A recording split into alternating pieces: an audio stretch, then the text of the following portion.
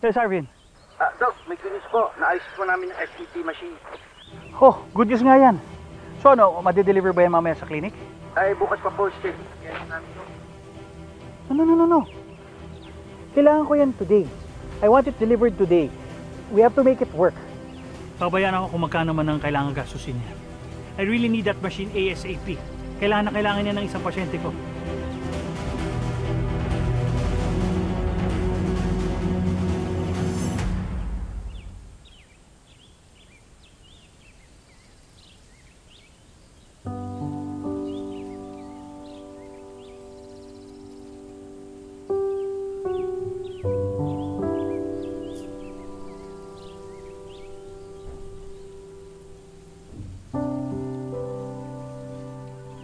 Carlos? Grace. Bakit parang may kakaiba sa'yo? Galit ka pa rin ba sa akin dahil nasaktan ko si Venus?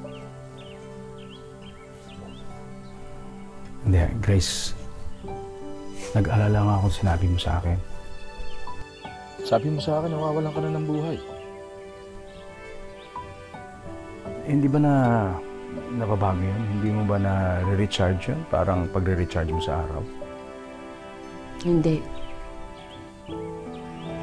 Kung ganun, Grace, dapat siguro huwag mo lang gagamitin yung natitira mong healing powers. Paano kung may nangangailangan?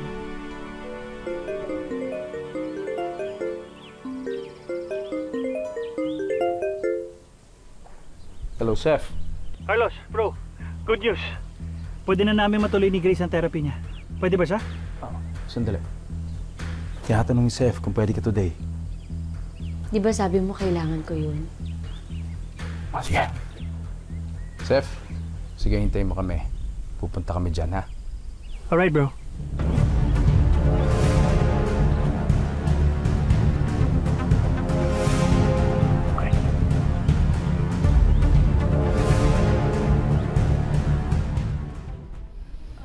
Ano yan?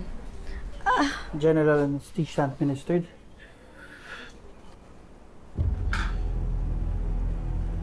Para saan to? Don't worry, it will just make you relax.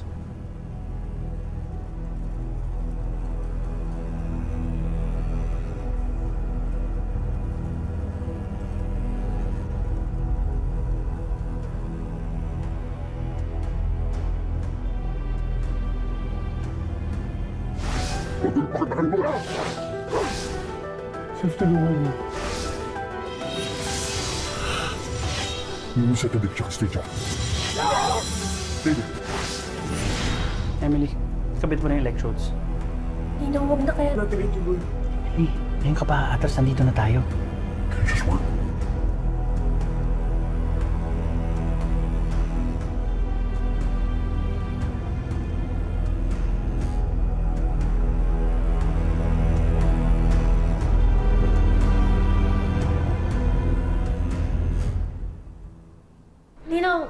Ninong, bakit nagigising na naman siya?